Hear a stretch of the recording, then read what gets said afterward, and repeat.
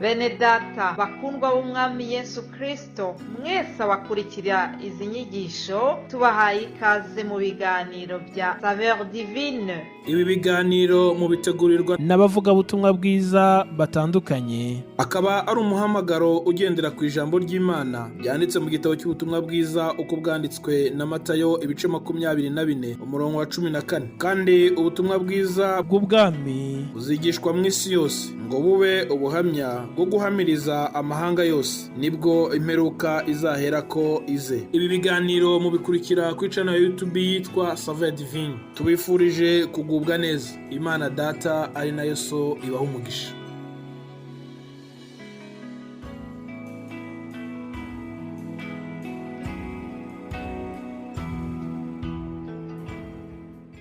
Yesu ashimwe. Nshuti bakundwa mwese abakurikira ibi biganiro bya Saveur Divine, ndabaramukije mu izina rya Yesu Kristo, umwami n'umukiza wacu. Yesu Kristo w'i Nazareti nashyirwe hejuru. Imana ishimwe cyane kuko itwongereye uyu munsi wo kuwa mbere utangira iki cyumweru. Tugeze mu cyumweru cya nyuma cy'uku kwezi kwa gatatu. Nukuri niba Imana yarakurinze ukaba ushobora gukurikira wumva ibi biganiro uri muzima, umfatanye nanjye dushima Imana ikiduhagaritse, ikiduhaye uyu mwuka duhumeka. Bene data, ndagira ngo mbabwire ngo hari benshi bari mu bitaro bashaka guhumeka bikabagora. Hari benshi bari kuri za bombone. Uyu mwanya ukurikira iki kiganiro, niba wowe wumva uhumeka bitakugoye, ndagira ngo bikubere ishimwe ku Mana. Haleluya.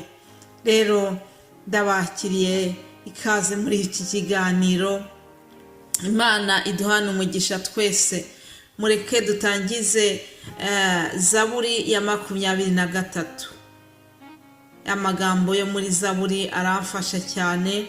Numvise umwuka wera amatira kugira ngo ayizaburi abe ariyo dusangira mu gutangira iki kiganiro. Zaburi ya 23 iravuga ngo Uwiteka niwe mwungeri wanjye sinzakena. Andyamisha mu cyanya cy'ubwatsi bubisi, anjyana iruhande rw'amazi adasuma, asubiza intege mu bugingo bwanjye, anyobora inzira yo gukiranuka ku bw'izina rye.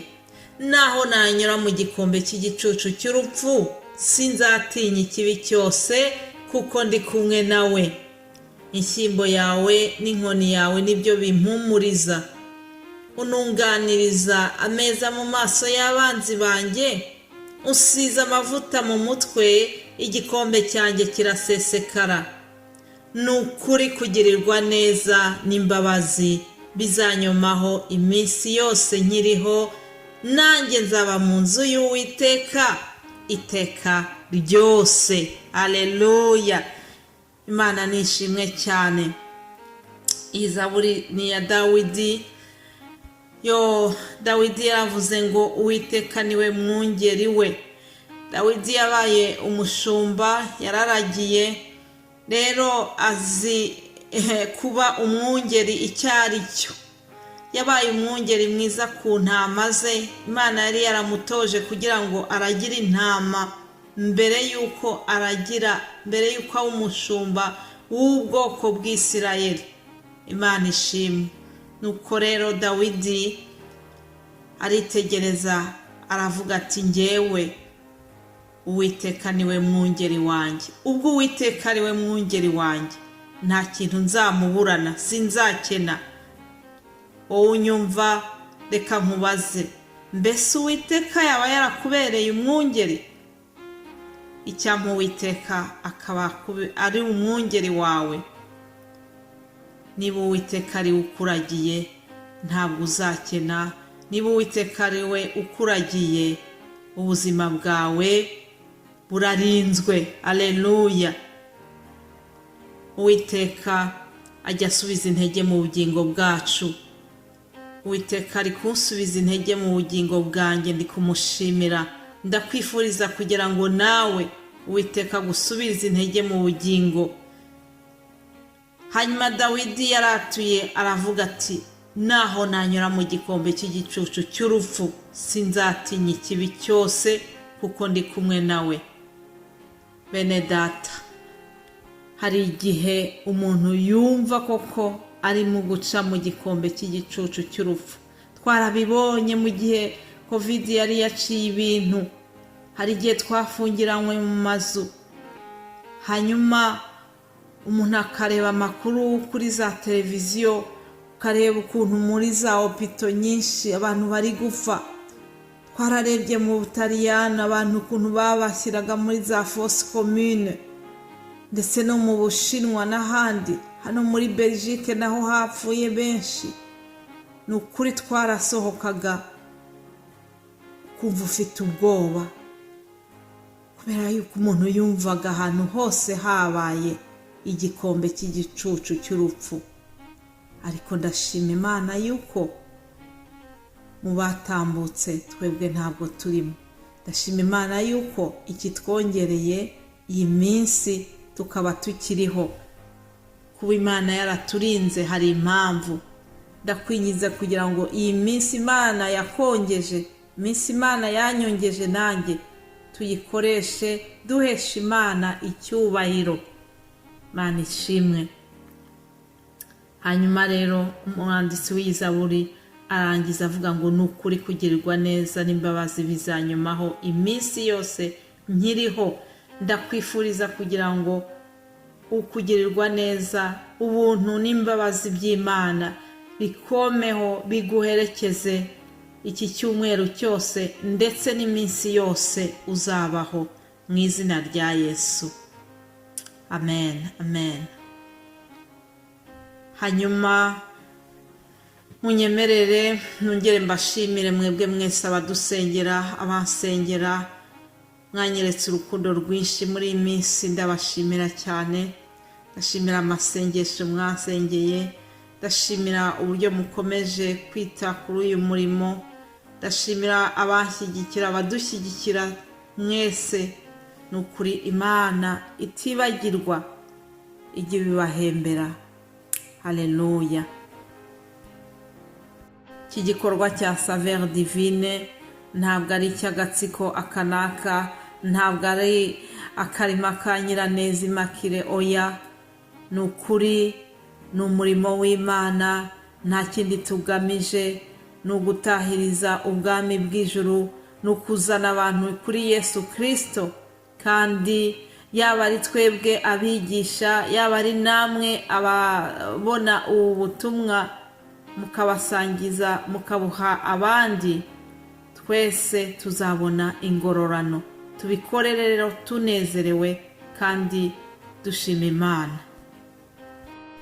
Imana iha umugisha bene data badufasha mu izi ndimi zindi kugira ngo twamamaze ubutumwa bwiza.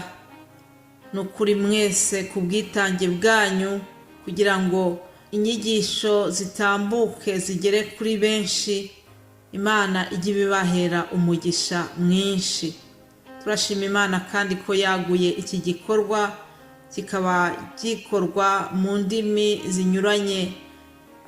Imana ikomeze idufashe twese kugira ngo indimi zose zikomeze zature ko Yesu Kristo ari umwami. Haleluya. Nk'uko bisanzwe kuwa mbere mbagezaho umutwe w'ijambo tuzaganiraho icyumweru cyose. Tuzareba rero, tuzaganira ku magambo ari muri Zaburi ya 34 umurongo wa 20. Umutwe w'ijambo uravuga ngo amakuba n'ibyago by'umukiranutsi ni byinshi, ariko Uwiteka mukiza muri byose.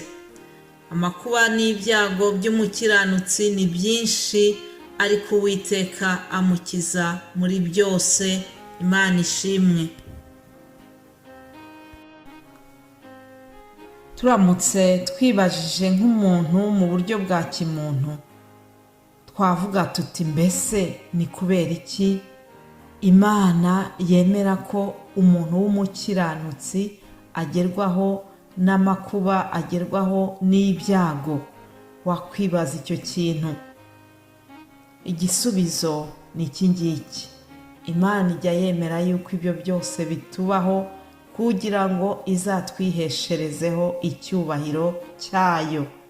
Imana yemera ko bitubaho kugira ngo izatwihesherezeho icyubahiro cyayo. Icyo kintu ugifate mu mutwe. Yesu Kristo yatubereye urugero rwo gukiranuka. Bibiliya itubwira ko nta cyaha yigeze akora, ariko Imana yemeye yuko ibyago n'amakuba bimugeraho. Imana yemeye yuko acibwa mu maso, baramushinyagurira, bamubamba ku musaraba, urupfu rubi, urupfu rw'abantu b'abambuzi, urupfu rw'abantu b'abagome. Imana irabyemera kuko yari izi yuko izihesha icyubahiro akazuka. Iyo bitagenda kuriya se twari kubona gute yuko habaye imbaraga z'Imana? Imana yarabyemeye, nubwo yari umukiranutsi, nubwo yari umwana w'Imana, ariko Imana irabyemera. Ibyago n'amakuba by'umukiranutsi ni byinshi, ariko Imana imukiza muri byose. Yewe reka nkubwire ngo na Yobu benshi bajya batangaho urugero. Uzi ko Yobu yari umukiranutsi, Imana yaramurebaga ikamwishimira, ariko yemeye yuko biriya byose bimubaho kugira ngo iziheshe icyubahiro ku buzima bwe. Ndagira ngo nkubwire ngo uhumure, niba hari ibyo uri gucamo ntucike intege, Imana iri kumwe nawe. Rero ndizera yuko muzakomeza kuryoherwa n'ibi biganiro bene data bazabasangiza mu rurimi rw'Ikinyarwanda, nanjye nkazakomeza mu rurimi rw'Igifaransa. Twese Yesu aduhana umugisha. Mugire icyumweru cyiza, une bonne semaine. Yesu abaha umugisha. Amen.